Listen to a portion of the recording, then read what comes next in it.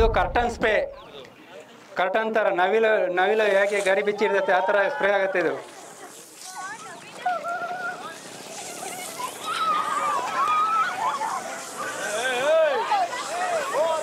Most of ನನ್ನ service ಅಂದರೆ ನಾನು JNK, ಜಮ್ಮು ಕಾಶ್ಮೀರ ಮತ್ತು ILTಲಿ ಮಾಡಿರೋದು. ಗೊತ್ತಾ, 112 ಕಾಲ್ ಮಾಡಿದ್ರೆ ಅದು ಪೊಲೀಸು, ಆಂಬುಲೆನ್ಸು, ಫೈರು. ಮೊನ್ನೆ ರೀಸೆಂಟಾಗಿ ಹೆಬ್ಬಾಳ ಸಿಗ್ನಲ್ ಹತ್ರ ಒಂದು ಆಂಬುಲೆನ್ಸ್ ಫೈರ್ ಆಯಿತು. ನನ್ನ ಕಣ್ಮುಂದೆನೆ ನಾನು ಕಾಶ್ಮೀರದಲ್ಲಿದ್ದಾಗ ಅದೊಂದು ದೊಡ್ಡ ಅನಾಹುತ ಆಗಿತ್ತು.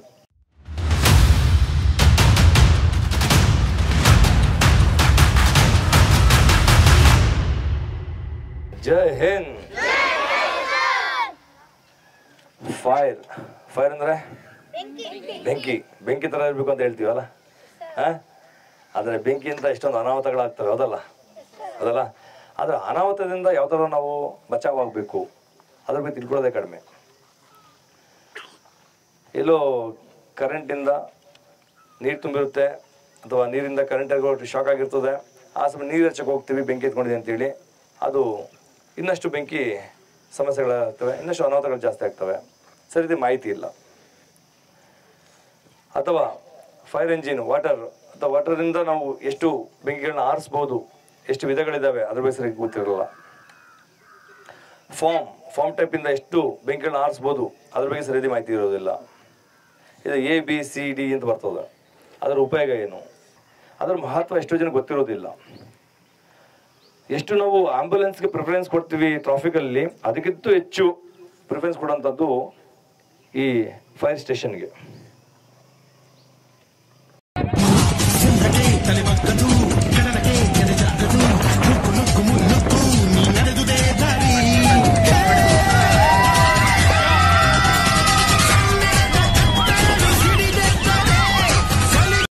ನನ್ನ ಕಣ್ಮುಂದೆನೆ ನಾನು ಕಾಶ್ಮೀರದಲ್ಲಿದ್ದಾಗ ಅದೊಂದು ದೊಡ್ಡ ಅನಾಹುತ ಆಗಿತ್ತು. ಅಲ್ಲಿ ತುಂಬ ಚಳಿ ಇರುತ್ತೆ. ಚಳಿ ಇದ್ದಾಗ ನಾವಲ್ಲಿ ಸ್ವಲ್ಪ ಒಳಗಡೆ ಬೆಂಕಿ ಶಾಖ ಕೊಟ್ಕೊಳ್ಬೇಕಾಗುತ್ತೆ, ಇಲ್ಲಾಂತಂದ್ರೆ ಜೀವಿಸ್ಲಿಕ್ಕೆ ಕಷ್ಟ. ಬ್ಲಡ್ ಎಲ್ಲ ಗಟ್ಟಿ ಆಗ್ಬಿಡುತ್ತೆ, ಮಾತಾಡ್ಲಿಕ್ಕಾಗಲ್ಲ, ಶರೀರ ಗಟ್ಟಿ ಆಗ್ಬಿಡುತ್ತೆ. ಅದರಿಂದಾಗಿ ಬೆಂಕಿ ಶಾಖ ತಗೋಬೇಕು ಅಂತೇಳಿ ಇಲ್ಲಿ ನಾವು ಒಂದು ಕೇರೋ ಆಯಿಲಿಂದ ಉತ್ಪತ್ತಿ ಆಗುವಂಥ ಬೆಂಕಿನ ನಾವು ಉಪಯೋಗಿಸ್ತೀವಿ. ಅಲ್ಲಿ ಕೆಲವೊಂದು ಲೇಜಿ ಇದೇ ಥರ ನಾವೇ ಅಂತಲ್ಲ, ಪಬ್ಲಿಕಲ್ಲಿ ಅದನ್ನು ಉಪಯೋಗಿಸ್ತಾ ಇರ್ತಾರೆ. ಪಬ್ಲಿಕಲ್ಲಿ ಒಂದು ದೊಡ್ಡ ಬಿಲ್ಡಿಂಗು ಅವ್ರು ಇಟ್ಕೊಂಡಿದ್ದಾರೆ, ಸರಿಯಾದ ಮುನ್ನೆಚ್ಚರಿಕೆಯಲ್ಲಿ ಅವ್ರ ಹತ್ರ ಅಲ್ಲಿ ಮರಳಿ ಇಟ್ಕೊಂಡಿರಲ್ಲ, ಅದು ಬೆಂಕಿ ಆರಿಸ್ಲಿಕ್ಕೆ ಬೇಕಿರೋಂಥ ವಿಧಾನಗಳನ್ನ ಸರಿಯಾಗಿ ಗೊತ್ತಿರೋದಿಲ್ಲ. ಇಟ್ಕೊಂಡಿದ್ರು, ಅದು ಹಂಗೆ ನಿದ್ದೆ ಮಲಗಿಬಿಟ್ಟಿದ್ದಾರೆ, ನೋಡಿಲ್ಲ ಅದನ್ನು. ಅದೆಲ್ಲ ಒಂದು ಕಡೆಗೆ ಯಾವುದೋ ಬಟ್ಟೆ ಗಿಟ್ಟೆ ಹತ್ಕೊಂಡಿದೆ, ಪೂರ್ತಿ ಬಿಲ್ಡಿಂಗೇ ಸುಟ್ಟೋಗ್ತು. ಅದನ್ನು ಸರಿ ಮಾಡಲಿಕ್ಕೆ ಆಗಲಿಲ್ಲ, ಆರಿಸ್ಲಿಕ್ಕೆ ಆಗಲಿಲ್ಲ. ನಮ್ಮ ಕಣ್ಮುಂದೆನೆ ನಾವು ಕೂಡ ಹೋದ್ವಿ, ಆರಿಸ್ಲಿಕ್ಕೆ ಆಗಲಿಲ್ಲ. ಈ ಥರ ಸುಮಾರು ಅನಾಹುತಗಳಾಗಿರ್ತವೆ. ಅದರಿಂದಾಗಿ ಫೈರ್ ಸರ್ವಿಸ್ ಸ್ಟೇಷನಿಂದ ಆಗುವಂಥ ಲಾಭಗಳೇನು, ಆ ಫೈರ್ ಫೈಟಿಂಗ್ ಯಾವ ಥರ ಮಾಡಬೇಕು, ಫೈರ್ ಫೈಟಿಂಗ್ ಅಂತಲೇ ಇದೆ. ಅಲ್ಲಿ ಫೈರಿಂದ, ಅಗ್ನಿಯಿಂದ ನಾವು ಯಾವ ಥರ ಹೋರಾಟಗಳು ಮಾಡಬೇಕು ಅನ್ನೋದು ಬಹಳ ಮುಖ್ಯ. ಎಲ್ಲ ಸ್ಟೂಡೆಂಟ್ಗಳಿಗೂ ಧನ್ಯವಾದ. ಬೆಂಕಿ ಆಗಬೇಕಾದ್ರೆ 3 ವಸ್ತುಗಳು ಬೇಕು. ಒಂದು ಉರಿಯುವ ವಸ್ತು, ನೋಡಿ ಅಲ್ಲಿ ಎಲೆ ಇಟ್ಟಿದ್ದಾರೆ, ಉರಿಯುವ ವಸ್ತು. ಅದಕ್ಕೆ ವಾತಾವರಣದ ಗಾಳಿ, ಆಕ್ಸಿಜನ್ ಬೇಕು. ಮತ್ತು ನಿರ್ದಿಷ್ಟ ಪ್ರಮಾಣದ ಉಷ್ಣತೆ, ಹೀಟ್ ಇಲ್ಲದಿದ್ದರೆ ಬೆಂಕಿ ಬರಲ್ಲ. ಈಗ ನೀವು ಯಾವುದಾದ್ರೂ ಒದ್ದೆ ಆಗಿರೋ ವಸ್ತುವನ್ನು ಇಟ್ಟರೆ ಬೆಂಕಿ ಈಸಿಯಾಗಿ ಹುಡ್ಕೊಳ್ಳಲ್ಲ. ಉರಿಯೋ ವಸ್ತು, ವಾತಾವರಣದ ಗಾಳಿ, ನಿರ್ದಿಷ್ಟ ಪ್ರಮಾಣದ ಉಷ್ಣತೆ, ಅದು ಟ್ರಯಾಂಗಲ್ ಆಫ್ ಫೈರ್. ಒಂದು ತ್ರಿಕೋಣಕ್ಕೆ 3 ಬಾಹುಗಳು ಹೆಂಗೆ ಬೇಕೋ ಹಂಗೆ ಒಂದು ಬೆಂಕಿ ಆಗಬೇಕಾದ್ರೆ 3 ವಸ್ತುಗಳು ಅತ್ಯವಶ್ಯಕ. ಈ 3 ಬಾಹು ಇಲ್ಲಾಂದರೆ ತ್ರಿಕೋಣ ಆಗತ್ತಾ? ಹಂಗೇನೆ ಆ 3 ವಸ್ತು ಇಲ್ಲ, 3ರಲ್ಲಿ 1 ವಸ್ತು ಇಲ್ಲ, 3 ಬಾಹುವಲ್ಲಿ 1 ಬಾಹು ಇಲ್ಲ ಅಂತ ಅಂದ್ರೂ ಬೆಂಕಿ ಆಗಲ್ಲ. ನಾವು ಬೆಂಕಿಯನ್ನು ಪುಟ ಮಾಡೋಕ್ಕೋಸ್ಕರ ಬೆಂಕಿಯನ್ನು 4 ಟೈಪ್ ಆಗಿ ಡಿವೈಡ್ ಮಾಡಿದ್ದೀವಿ. ನಮ್ಮ ಇಲಾಖೆಯಿಂದ 4 ಟೈಪ್ ಆಗಿ ಡಿವೈಡ್ ಮಾಡಿದ್ದಾರೆ. ಮೊದಲಿನದು A ಕ್ಲಾಸ್ ಫೈರ್, ಉರಿದು ಬೂದಿ ಆಗುವಂಥ ವಸ್ತುಗಳು ಯಾವುದಿದ್ದಾವೆ ಅದು A ಕ್ಲಾಸ್ ಫೈರ್. ಇದನ್ನು ನಾವು ಕೂಲಿಂಗ್ ಎಫೆಕ್ಟಿಂದ ಆರಿಸ್ಬೋದು. ಕೂಲಿಂಗ್ ಅಂದರೆ ನೀರು ಹಾಕಿ. ಮತ್ತೊಂದು B class fire means oil ಫೈರ್ಗೆ ನಾವು ನೀರು ಹಾಕಿ ಆರಿಸೋಕ್ಕಾಗಲ್ಲ. ನಾವು ಅದಕ್ಕೆ ಬ್ಲಾಂಕೆಟಿಂಗ್ ಮಾಡಬೇಕು. ಬ್ಲಾಂಕೆಟಿಂಗ್ ಅಂದರೆ ಆಮ್ಲಜನಕ ಸಿಗದಂಗೆ ಮಾಡಬೇಕಾದ್ರೆ ನಾವು ಅದನ್ನು ಬ್ಲಾಂಕೆಟ್ ಮಾಡಬೇಕು. ಬ್ಲಾಂಕೆಟ್ ಅಂದರೆ ಮುಚ್ಚಬೇಕು. ಫೋಮ್ ಮತ್ತು ವಾಟರ್ ಮಿಕ್ಸರ್ ಮಾಡಿ ಆ ಆಯಿಲ್ಗೆ ನೀರು ಪುಟಪ್ ಮಾಡ್ತೀವಿ, ಅದು ಬ್ಲಾಂಕೆಟ್ ಮಾಡುತ್ತೆ. ಆವಾಗ ಗಾಳಿ ಸಿಗಲ್ಲ, ವಾತಾವರಣದ ಗಾಳಿ ಬೆಂಕಿಗೆ ಸಿಗಲ್ಲ, ಬೆಂಕಿ ಪುಟಪ್ ಆಗುತ್ತೆ. ಇನ್ನು 3ನೇದು C class C class fire means gas fire. ಆ ಗ್ಯಾಸಿಂದ ಬರುವ ಫೈರನ್ನು ಹೇಗೆ ಹಾರಿಸ್ಬೇಕಂತ, ಅದಕ್ಕೆ ನಾವು ನೋಡಿ ಈ ಥರ CO2 ಎಕ್ಸ್ಟಿಂಗ್ವಿಷರ್. ನಾವು ಇಮಿಡಿಯೇಟ್ ಇನಿಷಿಯಲ್ ಸ್ಟೇಜಲ್ಲಿ ಬೆಂಕಿ ಆದಾಗ ಎಕ್ಸ್ಟಿಂಗ್ವಿಷರ್ಗಳಿದ್ದಾವೆ. ಎಕ್ಸ್ಟಿಂಗ್ವಿಷರಲ್ಲಿ 4 ಟೈಪ್ ಇದ್ದಾವೆ. A class, B class, C class, D class. 4 type extinguisher ಇದ್ದಾವೆ. ಮತ್ತು 4ನೇದು D class fire. D class fire means ಲೋಹದ ಬೆಂಕಿ. DCP ಅಂತ ಒಂದು ಇದಿದೆ, ಪೌಡ್ರ್, ಡ್ರೈ ಕೆಮಿಕಲ್ ಪೌಡ್ರ್ ಇದೆ. ಆ ಪೌಡ್ರ್ ಮೂಲಕ ನಾವು ಎಕ್ಸ್ಟಿಂಗ್ವಿಷರ್ ಮೂಲಕ ನಾವು ಪುಟಪ್ ಮಾಡ್ತೀವಿ. ಎಲ್ಲ ದೊಡ್ಡ ದೊಡ್ಡ ಮಾಲ್ಗಳಲ್ಲೆಲ್ಲ ಆ ಥರ ಎಕ್ಸ್ಟಿಂಗ್ವಿಷರ್ಗಳನ್ನು ಇಟ್ಟಿರ್ತಾರೆ. ನಾವು ಈ ಫೈರ್ ಪುಟಪ್, ಈಸಿ ಫೈರ್ ಪುಟಪ್ಗೋಸ್ಕರ 4 ಫೈರನ್ನು 4 ಕ್ಲಾಸಿಫಿಕೇಷನ್ ಆಗಿ ಮಾಡಿದ್ದೀವಿ. A class means solid fire, solid class. B class oil fire. C class gas fire. D class electric ಮತ್ತು ಮೆಟಲ್ ಫೈರ್. ಮೊನ್ನೆ ರೀಸೆಂಟಾಗಿ ಹೆಬ್ಬಾಳ ಸಿಗ್ನಲ್ ಹತ್ರ ಒಂದು ಆಂಬುಲೆನ್ಸ್ ಫೈರ್ ಆಯಿತು. ಆಂಬುಲೆನ್ಸಲ್ಲಿ ಪುಣ್ಯಕ್ಕೆ ಪೇಷಂಟ್ ಇರಲಿಲ್ಲ. ಏನೋ ಶಾರ್ಟ್ ಸರ್ಕ್ಯೂಟ್ ಆಗಿ ಇಮಿಡಿಯೇಟ್ ಫೈರ್ ಕ್ಯಾಚಪ್ ಆಗಿ ಇಮಿಡಿಯೇಟ್ ವಿದಿನ್ 5 ಮಿನಿಟ್ಸಲ್ಲಿ ಇಡೀ ಫುಲ್ ಆಂಬುಲೆನ್ಸೇ ಇದಾಗಿದೆ, ಬರ್ನ್ ಆಗಿದೆ. ಅದಕ್ಕೋಸ್ಕರ ವೆಹಿಕಲಲ್ಲಿ ನಾವು ಯಾವುದಾದ್ರೂ ಚಿಕ್ಕದಾಗಿ ಎಕ್ಸ್ಟಿಂಗ್ವಿಷರ್ ಇಟ್ಕೊಳ್ಳೋದು ಬಹಳ ಉತ್ತಮ. ಎಲ್ಲರಿಗೂ ನಮಸ್ಕಾರ. ಯಾಕಂದ್ರೆ ಇಷ್ಟೊಂದು ಈ ಹಳ್ಳಿ ಜನದಲ್ಲಿ ಎಷ್ಟೋ ವಿಷಯಗಳು ಗೊತ್ತೇ ಇರಲ್ಲ. ಯಾವ ಕಾಲ್ಪರ್ ಮಾಡ್ತಾವು ಏನಿಲ್ಲ ಅದರ ಬಗ್ಗೆ ಗೊತ್ತೇ ಇರಲ್ಲ. ಅಂತ ಈ ಒಂದು ಅಕಾಡೆಮಿ ಮಾಡಿ ನಿಮ್ಮಲ್ಲಿ ಒಂದು ಹೊಸ ವಿಷಯಗಳನ್ನು ತಿಳಿಸ್ತಾ ಇದ್ದಾರೆ. ತುಂಬ ಧನ್ಯವಾದಗಳು. ಇನ್ನೇನಪ್ಪಾ ಅಂದ್ರೆ ಒಂದು ಕ್ವಶನ್ ಕೇಳ್ತೇನೆ ನಾನು. ಒಂದೇ ಒಂದು ಕ್ವಶನ್. ಒಂದು ಹುಲ್ಲಿನ ಬಣಿವೆ, ಅರ್ಥ ಆಯ್ತಾ? ಹುಲ್ಲಿನ ಮೆದೆ ಇರ್ತಾ ನಿಮ್ಮ ಮನೆ ಪಕ್ಕದಲ್ಲಿ, ಅದಕ್ಕೆ ಒಂದು ಫೈರ್ ಸ್ಟಾರ್ಟ್ ಆಗಿದೆ, ಫೈರ್ ಜಾಸ್ತಿ ಉಳಿತಾ ಇದೆ. ಅವಾಗ ನೀವು ಏನು ಮಾಡ್ತೀರಾ? ಫೈರ್ ಸ್ಟೇಷನ್ ಕಾಲ್ ಮಾಡ್ಬೇಕಂದ್ರೆ ಯಾವ ನಂಬರ್ಗೆ ಕಾಲ್ ಮಾಡ್ತೀಯಾ? ಎಷ್ಟು? 101ಗೆ ಕಾಲ್ ಮಾಡಬೇಕು. ಇದು ಏನಪ್ಪಾ ಅಂದ್ರೆ ಎಷ್ಟೋ ಜನದಲ್ಲಿ ನಾನು ಮೊನ್ನೆ ಒಂದು HP ಗ್ಯಾಸ್ ಸಪ್ಲೈ ಮಾಡ್ತಾರಲ್ಲ, ಅವ್ರಿಗೆ ಫೈರ್ ಸರ್ವಿಸ್ ಯಾವ ಫೋನ್ ಕಾಲ್ ಮಾಡ್ಬೇಕಂತ ಗೊತ್ತಿಲ್ಲ. 102 ಅಂತ ಹೇಳ್ತಿದ್ದಾರೆ. ನನಗೆ ಶಾರ್ಟ್ ಆಯಿತು. ಏನು ಸರ್ ಇದು, ನೀವು HP ಗ್ಯಾಸ್ ಅವರು ಈ ರೀತಿ ಇನ್ನೂ ಅಪ್ಡೇಟ್ ಆಗಿಲ್ಲಲ್ಲ, ಯಾಕೆ ಇದು? ಇಲ್ಲ ಸರ್, ಹಳೇದು, ಅಪ್ಡೇಟ್ ಆಗಬೇಕು ಅಂತಂದು. ಹಾಗೆ 101ಗೆ ಕಾಲ್ ಮಾಡಬೇಕು. 101 ಕಾಲ್ ಮಾಡಿದ ತಕ್ಷಣ ನಾವೇನು ಮಾಡ್ತೇವೆ, ನೀವು ಸಂಬಂಧಪಟ್ಟಂತ ಅಲ್ಲಿ ಯಾವ ನಿಯರ್ ಆಗುತ್ತೆ, ಇಲ್ಲೇ ಬೆಳವಡಿ ಸಂಬಂಧ ಅಲ್ಲಿ ಸಮೀಪ ಆಗೋದು ಹೆಬ್ಬಾಳ ಫೈರ್ ಸ್ಟೇಷನ್ ಸಮೀಪ ಆಗುತ್ತೆ. ನಾವು ಬರ್ತೀವಿ. ನಾವು ಬಂದಾಗ ಏನು ಮಾಡಬೇಕು, ಪುಟಪ್ ಮಾಡಬೇಕು. ಇನ್ನೊಂದು ಏನಪ್ಪಾ ಅಂದ್ರೆ 101 ನಂಬರ್ ಕಾಲ್ ಕನೆಕ್ಟ್ ಆಗಲಿಲ್ಲ ಅಂತಂದ್ರೆ 112 ಕಾಲ್ ಮಾಡಬೇಕು. ಗೊತ್ತಾ? 112 ಕಾಲ್ ಮಾಡಿದ್ರೆ ಅದು ಪೊಲೀಸು, ಆಂಬುಲೆನ್ಸು, ಫೈರು, ಇದು 3ಗೆ ಸಂಬಂಧಪಟ್ಟದ್ದು. ಅವ್ರು ಏನ್ ಮಾಡ್ತಾರೆ, ನಾವು ಸಂಬಂಧಪಟ್ಟಂತ ಇಲಾಖೆಗೆ ಅವ್ರು ಕಾಲ್ ಮಾಡಿ ತಿಳಿಸ್ತಾರೆ. ನಾವು ಮುಂಚೆ ಮಾಡ್ತಿದೀವಿ, ಬೆಂಕಿಯನ್ನ ಮಾತ್ರ ಆರಿಸ್ತಾ ಇದೀವಿ. ಇವರ ಎಮರ್ಜೆನ್ಸಿ ಸರ್ವಿಸ್, ತುರ್ತು ಸೇವೆಗಳು, ಒಂದು ಕೆರೆಯಲ್ಲಿ ಬಿದ್ದರೂ ಸಹಿತ ನಾವು ಹೋಗ್ಬೇಕು. ಅದನ್ನ ಮತ್ತೆ ಅಪ್ಡೇಟ್ ಮಾಡ್ಕೊಂತ ಬಂದ್ರು. ಅಂದ್ರೆ ಇನ್ನಷ್ಟು ಕೆಲಸಗಳನ್ನ ಅದನ್ನ ಸೇರಿಸ್ತಾ ಬಂದ್ರು. ಆಮೇಲೆ ಏನು, ಕೆರೆಯಲ್ಲಿ ಒಂದು ರೆಸ್ಕ್ಯೂ ಕಾಲ್ ಮಾಡ್ಬೇಕಂದ್ರೆ ನಾವು ಹೋಗ್ಬೇಕು. ಮತ್ತೆ ಇನ್ನಿತರವಾದಂಥ ಒಂದು ಪ್ರಾಣಿ ಪಕ್ಷಿಗಳ ರಕ್ಷಣೆ ಮಾಡ್ಬೇಕಾದ್ರೆ ಸಹಿತ ನಮ್ಮ ಸರ್ವಿಸೇ ಮುಂದೆ ಹೋಗುತ್ತೆ. ಇನ್ನಿತರ ಹೊಸ വിഷയಗಳನ್ನ ಇದನ್ನ ಸೇರಿಸಂತ ಬಂದ್ರು, അപ്ഡേറ്റ് ಆಗ್ತಾ ಬಂದ್ರು. 101 ഡയൽ ചെയ്യുന്ന ഓരോ സാധാരണക്കാരനും ഒരു വിശ്വാസമുണ്ട്. ഏതാപത്തിലും അവനെ രക്ഷിക്കാൻ ഒരു ഫയർഫോഴ്സുകാരൻ വരുന്നു.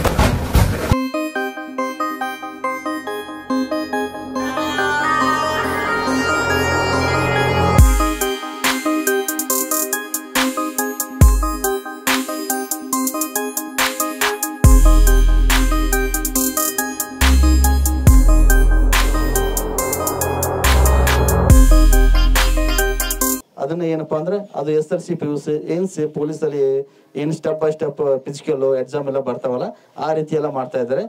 ಒಂದಷ್ಟು ವಿಷಯ ನಿಮ್ಮನ್ನು ಇದನ್ನ ಹೇಳ್ತಾ ಇದ್ದೀನಿ. ಪ್ರತಿ ಒಂದು ಆನ್ಲೈನ್ ಚೆಕ್ ಮಾಡ್ತಾ ಇರ್ರಿ, ಅಂದ್ರೆ ಕಾಲ್ಫರ್ ಮಾಡ್ತಾ ಇರ್ತವೆ. ಈ ರೀತಿ ಅದನ್ನ ನೀವು ಅಪ್ಲಿಕೇಶನ್ ಹಾಕಿ ಅದ್ರ ಬಗ್ಗೆ ಸಹಿತ ನೀವು ಗೌರ್ಮೆಂಟ್, ಅದು ಸ್ಟೇಟ್ ಗೌರ್ಮೆಂಟ್ ಬರುತ್ತೆ, ಅದು ನೀವು ಒಳ್ಳೆ ಅಪ್ಲಿಕೇಶನ್ ಹಾಕಿ ಫಿಸಿಕಲ್ ಅಟೆಂಡ್ ಮಾಡಿದ್ರೆ ನಿಮ್ಗೆ ಒಳ್ಳೆ ಸ್ಯಾಲ್ರಿ ಇದೆ. ಪೊಲೀಸ್ ಇಲಾಖೆಯಲ್ಲಿ ಯಾವ ರೀತಿ ಇದೆಯೋ ಸೇಮ್, ಏನು ಬೇಸಿಕ್ ಎಲ್ಲ ಸೇಮ್ ಬರುತ್ತೆ. ಅಲ್ಲಿ ಫೈರ್ ಸ್ಟೇಷನ್ ಆಫೀಸರ್ ಅಂತ ಬರ್ತಾರೆ, ಫೈರ್ ಮ್ಯಾನ್ ಅಂತ ಬರ್ತಾರೆ, ಫೈರ್ ಮ್ಯಾನ್ ಡ್ರೈವರ್ ಅಂತ ಬರ್ತಾರೆ, ಡ್ರೈವರ್ ಮೆಕ್ಯಾನಿಕ್ ಅಂತ ಬರ್ತಾರೆ. ಈ ರೀತಿಯಾದಂಥ ಪೋಸ್ಟ್ಗಳು ಹಂಚಿಕೆ ಆಗ್ತಾ ಬರ್ತವೆ. ಅವು ನೀವೇನಪ್ಪ ಅಂದ್ರೆ ಸರಿಯಾದ ಟೈಮಲ್ಲಿ ಅದನ್ನು ಅಪ್ಲಿಕೇಶನ್ ಹಾಕಿ ಎಕ್ಸಾಮ್ ಅಟೆಂಡ್ ಮಾಡಿದ್ರೆ ಇದಾಗುತ್ತೆ. ನಮ್ಮಲ್ಲಿ ಕೆಲವರು ಆರ್ಮಿಯಿಂದ ರಿಟೈರ್ಡ್ ಆದವರು ಜಾಬ್ ವೇಕೆನ್ಸಿಯಲ್ಲಿ ಸೆಲೆಕ್ಷನ್ ಆಗಿ ಬರ್ತಾರೆ. ಹಾಗೆ ನಮ್ಮ ಡ್ರೈವರ್ ಇದ್ದಾರಲ್ಲ, ಮಂಜುನಾಥ್, ಬನ್ನಿ ಸರ್. ಇವರು 17 ವರ್ಷ ಆರ್ಮಿಯಲ್ಲಿ ಸರ್ವಿಸ್ ಮಾಡಿ ಬಂದವರು. ಅವರು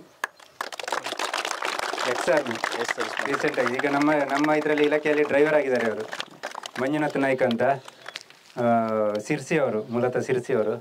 17 ಇಯರ್ಸ್ ಸರ್ವಿಸ್ ಮಾಡಿ ಗೊತ್ತಾಗತ್ತಾ? 17 ವರ್ಷ ಸರ್ವಿಸ್ ಮಾಡಿದ್ದಾರೆ ಆರ್ಮಿಯಲ್ಲಿ ಅವರು. ಯಾರಿಗಾದ್ರು ಗೊತ್ತಾಗತ್ತಾ? ಇನ್ನು ಅವ್ರಿಗೆ 39 ವರ್ಷ, 40 ವರ್ಷ ಅವ್ರಿಗೆ. ಎಲ್ಲರಿಗೂ ವೆಲ್ಕಮ್. ನಾನು 17 ವರ್ಷ ಮಾಡಿ 2020 ರಿಟೈರ್ಡ್ ಆಗಿದ್ದು. ಡೆಲ್ಲಿಯಲ್ಲಿ ಸಿಟಿಯಲ್ಲೂ ಕೂಡ ಸರ್ವಿಸ್ ಮಾಡಿದ್ದೀನಿ. ಮೋಸ್ಟ್ ಆಫ್ ನನ್ನ ಸರ್ವಿಸ್ ಅಂದರೆ ನಾನು JNK, ಜಮ್ಮು ಕಾಶ್ಮೀರ ಮತ್ತು ILTಲಿ ಮಾಡಿರೋದು. ಸರ್ವಿಸು ಚೆನ್ನಾಗಿತ್ತು ತುಂಬ. ಇವಾಗ ನೀವು ಫೈರ್ ಬಗ್ಗೆ ಕಲಿಯೋಕ್ಕೆ ಬಂದಿದ್ದೀರಾ, ಅಲ್ಲೂ ಕೂಡ ನಾವು ಫೈರ್ ಫೈಟಿಂಗ್ ಮಾಡ್ತಾಯಿದ್ವಿ. ಬಟ್ ಅಲ್ಲಿ ಮ್ಯಾನ್ ಪವರ್ ಹೆಚ್ಚಿಗೆ ಇರ್ತಾಯಿತ್ತು. ಅಂದರೆ ನಮ್ಮದು ಯಾವ ಥರ ಟೆರಿಟರಿ ಇರುತ್ತೆ ಅಂತ ಹೇಳಿದ್ರೆ ಅಲ್ಲಿ ಇಕ್ವಿಪ್ಮೆಂಟ್ಸ್ ಇರೋಲ್ಲ. ಕೆಲವೊಂದು ಸಾರಿ ನಮ್ಮ ಹತ್ರ ಎಸ್ಟಿಂಗ್ವಿಷರ್ ಇರೋಲ್ಲ, ಫೈರ್ ಫೈಟಿಂಗ್ ವೆಹಿಕಲ್ ಕೂಡ ಇರೋಲ್ಲ, ಫೈರ್ ಇಂಜಿನ್ ಕೂಡ ಇರೋಲ್ಲ.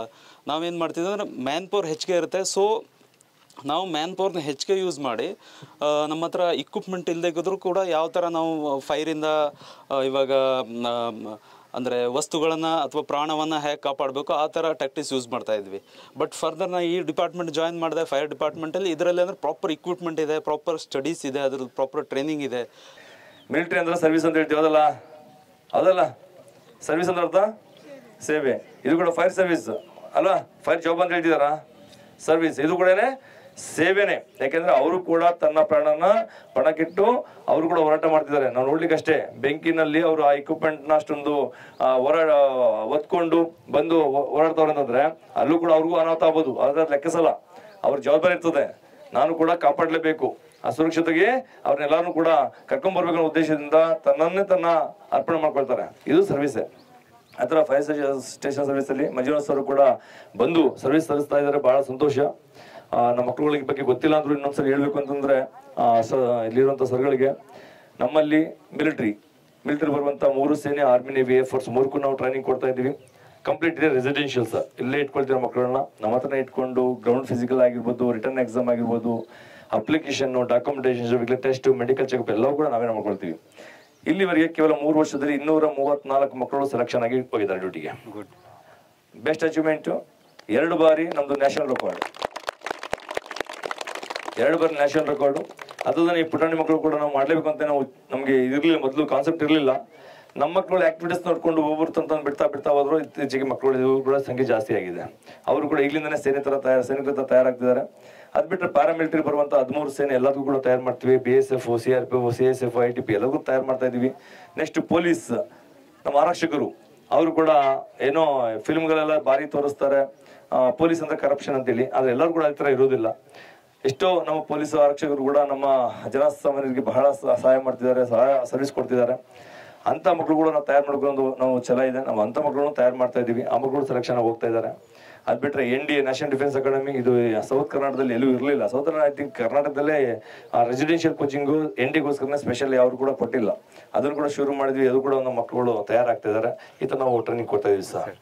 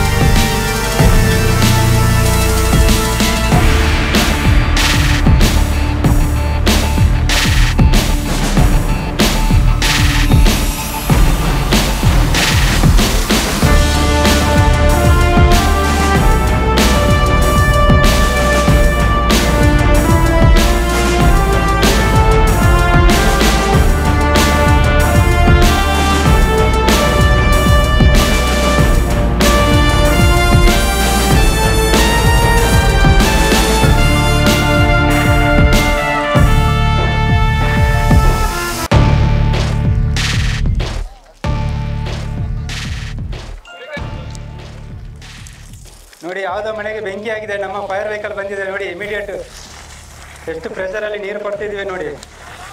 ಇದು ಈ ಓಸಿಗೆ ಶಾರ್ಟ್ ಬ್ರಾಂಚ್ ಅಂತ, ಅದರ ನಾಲ್ಸಲ್ಲಿ ಚಿಕ್ಕದಾಗಿರುತ್ತೆ, ಹಾಗಾಗಿ ಹೆವಿ ಪ್ರೆಷರಲ್ಲಿ ಹೈಟ್ ಆಗಿ ಹೋಗುತ್ತೆ ನೀರು.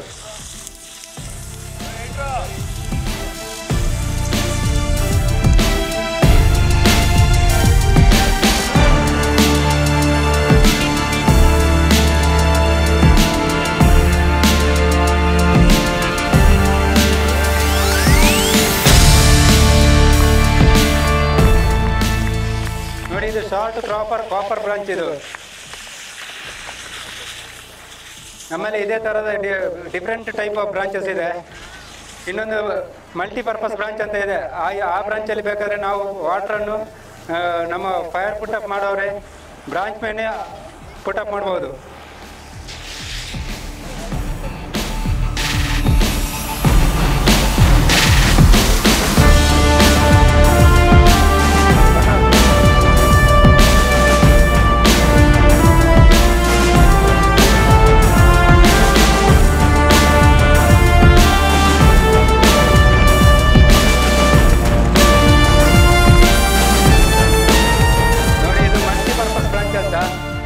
ಈ ಬ್ರಾಂಚಲ್ಲಿ ಸ್ಪ್ರೇನು ಇದೆ, ಜೆಟ್ಟುನು ಇದೆ.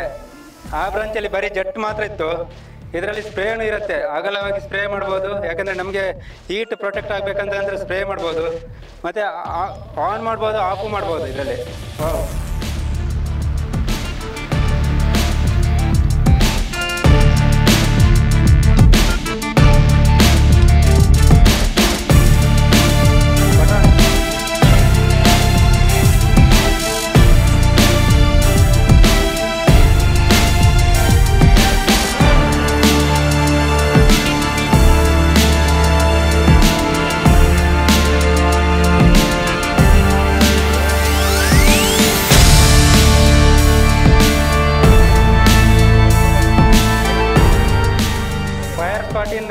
ಇದು ತುಂಬ ಹೀಟ್ ರಿಫ್ಲೆಕ್ಟ್ ಆದಾಗ ಬ್ರಾಂಚ್ ಫ್ಯಾನ್ ಸ್ಪ್ರೇ ಕೊಟ್ಟಾಗ ಅವನಿಗೆ ಹೀಟ್ ಪ್ರೊಟೆಕ್ಟ್ ಆಗುತ್ತೆ.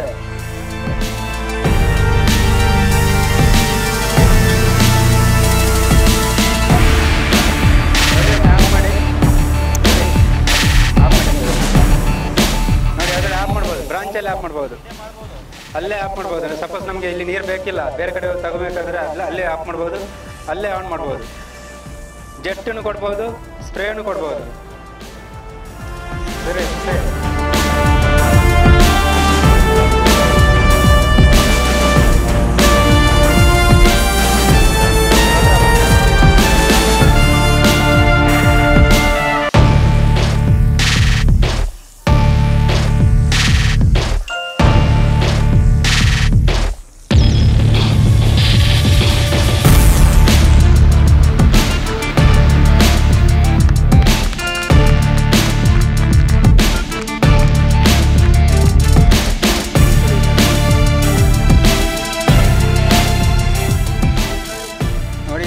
ಯೂನಿವರ್ಸಲ್ ಬ್ರಾಂಚ್ ಅಂತಾರೆ.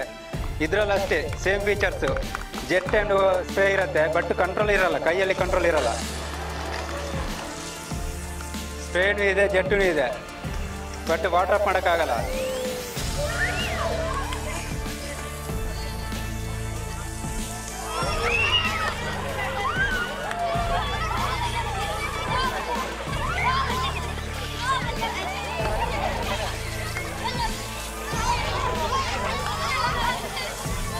ಅದು ಲೋ ಪ್ರೆಷರ್ ಅಪ್ಲಿಕೇಟರ್ ಇದೆ.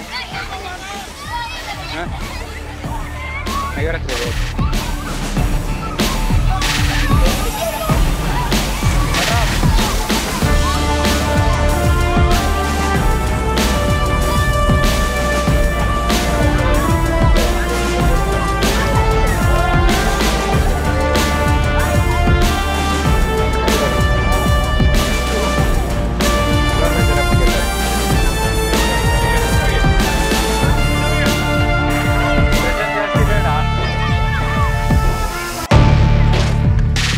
ಲೋ ಪ್ರೆಷರ್ ಅಪ್ಲಿಕೇಟರ್ ಅಂತ ಈ ಬ್ರಾಂಚ್ ಹೆಸರು. ಇದು ಸಪೋಸ್ ಅಂಡರ್ಗ್ರೌಂಡ್ ನಾವು ಒಂದು ಯಾವುದೋ ಬಿಲ್ಡಿಂಗ್ ಒಳಗೆ ಹೋಗೋಕ್ಕಾಗಿಲ್ಲ ಅಂದರೆ, ಬಿಲ್ಡಿಂಗ್ ಒಳಗೆ ಹೋಗೋಕ್ಕಾಗಿಲ್ಲ, ಸೆಟ್ ಬ್ಯಾಕ್ ಕೆಳಗೆ ಅಂಡರ್ಗ್ರೌಂಡಲ್ಲೆಲ್ಲ ಫೈರ್ ಆಗಿದ್ದರೆ, ಈ ವಿಂಡೋ ಮೂಲಕ ಈ ಬ್ರಾಂಚನ್ನು ನಾವೇನಾದರೂ ಕಾಟನ್ ಫೈರ್ಗೆ ಇಡ್ಬೋದು.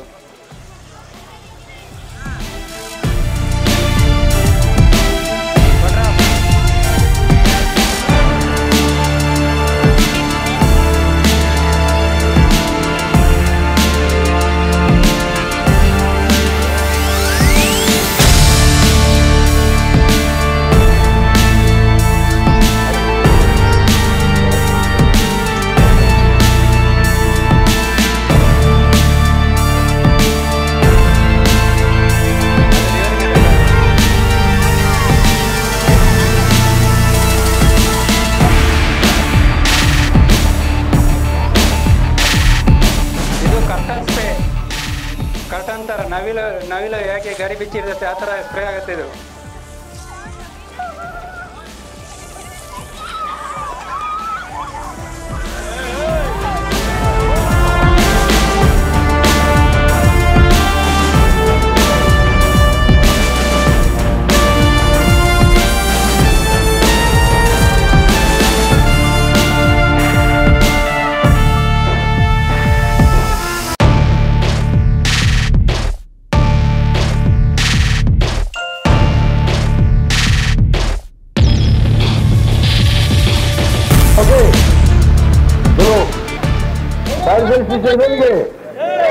Fire service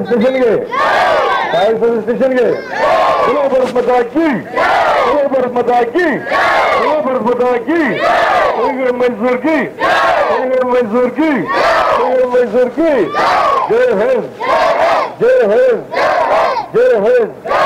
water supply आಗುತ್ತೆ.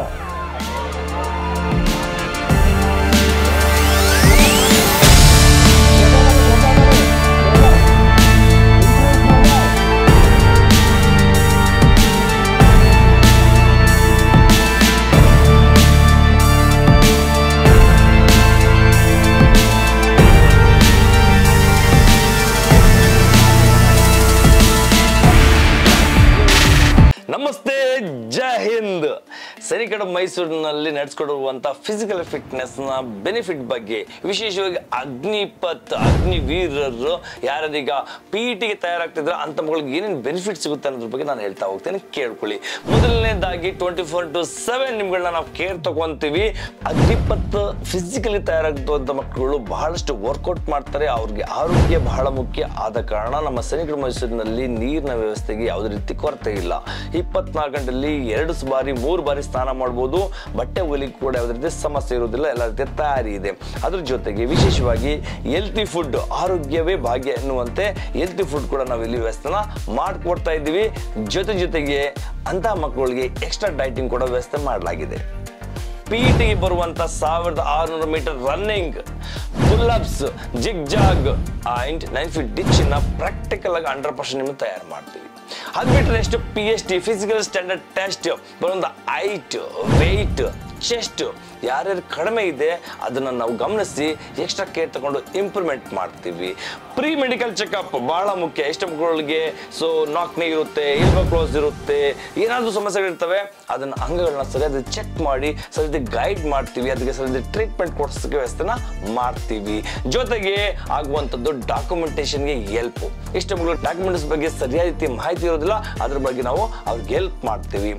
ಇನ್ನೊಂದು ವಿಶೇಷತೆ ಏನಪ್ಪಾ ಅಂತಂದ್ರೆ ಅಡಾಪ್ಟಬಿಲಿಟಿ ಟೆಸ್ಟ್. ಅದು ನಾನು ವಿಡಿಯೋ ಕೊಟ್ಟಿದ್ದೀನಿ, ವಿಡಿಯೋದಲ್ಲಿ ನೋಡಿ ಅದ್ರ ಬಗ್ಗೆನೂ ಕೂಡ ನಾವು ಸಂಪೂರ್ಣವಾಗಿ ನಿಮ್ಮ ತಯಾರಿ ಮಾಡ್ತೀವಿ. ಬರೀ ಇಷ್ಟೇ ಅಲ್ಲ, ಪ್ರತಿಯೊಂದು ಅಗ್ನಿಪತ್ ರ್ಯಾಲಿನಲ್ಲಿ ನಾವು ಕ್ಯಾಂಪಸ್ನ ಹಾಕೊಳ್ತೀವಿ, ಮಕ್ಕಳಿಗೆ ಅನುಕೂಲ ಆಗಲಿ. ಕೇವಲ ನಮ್ಮ ಸಾಮಾನ್ಯವಂತ ಮಕ್ಕಳುಗಳಲ್ಲ, ಹೊರಗಡೆ ಬರೋ ಮಕ್ಕಳುಗಳು ಹೆಲ್ಪ್ ಆಗಲಿ ಅಂತೇಳಿ ನಾವು ಕ್ಯಾಂಪಸ್ ಹಾಕೊಳ್ತೀವಿ. ಆ ಕ್ಯಾಂಪಸ್ನ ಲಾಭ ಪಡ್ಕೊಳ್ಳಿ ಅಂತೇಳಿ ವಿಶೇಷವಾಗಿ ನಮ್ಮ ಅಕಾಡೆಮಿಲಿ ತರಬೇತಿ ಪಡ್ಕೊಳ್ತಾರೆ ಮಕ್ಕಳಿಗೆ ಬಹಳಷ್ಟು ಅನುಕೂಲ ಆಗ್ತದೆ.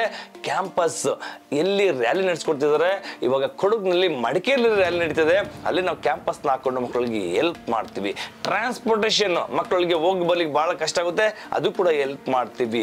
ವೀಕ್ಲಿ ಟ್ವೈಸ್, ಈಗ ಕಡಿಮೆ ಸಮಯ ಇರುವ ಕಾರಣ ವಾರಿಗೆ 2 ಬಾರಿ ಸ್ಟೇಡಿಯಂನಲ್ಲಿ ಪಕ್ಕ ಟೆಸ್ಟ್ ತಗೊಂತೀವಿ. ಟೆಸ್ಟ್ ಅಲ್ಲಿ ಅವರ ಇಂಪ್ರೂವ್ಮೆಂಟ್ ನ ಚೆಕ್ ಮಾಡ್ತೀವಿ, ಎಲ್ಲಿ ವೀಕ್ ಆಗ್ತಿದ್ದಾರೆ ಅದು ಗಮನಿಸಿ ಸರಿಯಾದ ಗೈಡ್ ಮಾಡಿ ಮಕ್ಕಳನ್ನ ತಯಾರಿ ಮಾಡ್ತೀವಿ. ಬರೀ ಇಷ್ಟೇ ಅಲ್ಲ ಸ್ನೇಹಿತರೆ, ನಿಮ್ಮೊಂದಿಗೆ ನಾನು ಎಕ್ಸ್ ಬ್ಲ್ಯಾಕ್ ಇಟ್ಕೊಂಡ್ಬಿಡೋ ಶ್ರೀಧರ್ ಸದಾ ನಿಮ್ಮ ರ್ಯಾಲಿ ಮುಗಿಯೋ ತನಕ ಕೂಡ ನಾನು ನಿಮ್ಮ ಜೊತೆ ಇರ್ತೀನಿ, ಇದು ಗ್ಯಾರಂಟಿ ಪಕ್ಕ. ನಾವು ತಯಾರಿ ಮಾಡೋದು ಹೇಗೆ ಅನ್ನೋದಿತ್ತು ಅಂದ್ರೆ, ವಾರದ ಪೂರ್ತಿ schedule, morning, day, evening night ಎಷ್ಟು ಅವಶ್ಯಕತೆ ಇದೆ ಅಷ್ಟು ಅವ್ರಿಗೆ ತಯಾರಿ ಮಾಡ್ತೀವಿ. ಅದು ಪುಲ್ಅಪ್ಸ್ಗಳಿಗಾಗಿರ್ಬೋದು, ರನ್ನಿಂಗ್ ಆಗಿರ್ಬೋದು. ಸ್ಪೀಡ್ ರನ್ ಬೇಕಾ, ಶಾರ್ಟ್ ರೂಟ್ಗಳನ್ನ ತಯಾರಿ ಮಾಡಿದ್ದೀವಿ.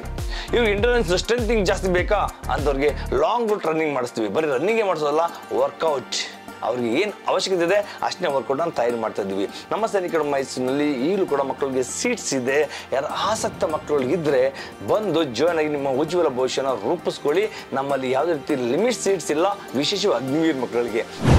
ನಮ್ಮ ಸೈನಿಕರ ಮೈಸೂರಿನಲ್ಲಿ ಎಲ್ಲ ಥರದ ತರಬೇತಿ ನಡೆಸ್ತಾ ವಿಶೇಷವಾಗಿ ಕಾಳಜಿ ವಹಿಸುವಂಥದ್ದು ಅಗ್ನಿಪಥ ಸೋಲ್ಜರ್ಸ್ಗಳಿಗೆ. ಏನಕ್ಕಪ್ಪ ಅಂದರೆ ಅವರ ಮನಸ್ಸು ಭಾರತೀಯ ಸೇನೆಯಲ್ಲಿ ಸೇರಿ ಭಾರತಾಂಬೆಯ ಸೇವೆ ಸಲ್ಲಿಸಬೇಕು ಎಂಬ ಮನೋಭಾವನೆ ಇದೆಯಲ್ಲ, ಅದಕ್ಕೆ ನಾವು ಕೃತಜ್ಞತೆ ಸಲ್ಲಿಸಬೇಕು. ಅಂಥ ಮಕ್ಕಳಿಗೆ ಸಪೋರ್ಟ್ ಮಾಡಬೇಕು ಅನ್ನೋ ಉದ್ದೇಶದಿಂದ ನಮ್ಮ ಸೇನೆಯಲ್ಲಿ ಸೇವೆ ಸಲ್ಲಿಸಬೇಕು ಎಂಬ ಆ ಉತ್ಸಾಹ ಮನಸ್ಸಿದೆಯಲ್ಲ, ಅಂಥ ಮಕ್ಕಳಿಗೆ ಸಪೋರ್ಟ್ ಮಾಡಬೇಕು ಅನ್ನೋದೇ ನಮ್ಮ ಉದ್ದೇಶವಾಗಿದೆ. ಅದಕ್ಕೋಸ್ಕರನೇ ನಾವು 24/7 ಕೇರ್ ತಗೊಂಡು ಲಾಸ್ಟ್ ಡೇನಲ್ಲೂ ಕೂಡ ನಮ್ಮ ಹತ್ರ ಬಂದರೂ ಕೂಡ ನಾವು ತಯಾರಿ ಮಾಡ್ತೀವಿ. ನಿಮಗೆಲ್ಲರೂ ಭಗವಂತ ಒಳ್ಳೇದು ಮಾಡಲಿ. Wish you all the best. ಆದಷ್ಟು ಬೇಗ ಬಂದು ಸೈನಿಕರ ಮೈಸೂರಿನಲ್ಲಿ ನಿಮ್ಮ ತರಬೇತಿಯನ್ನು ಪಡ್ಕೊಂಡು ಉಜ್ವಲ ಭವಿಷ್ಯನ ರೂಪಿಸ್ಕೊಳ್ಳಿ. ನಮಸ್ತೆ, ಜೈ ಹಿಂದ್.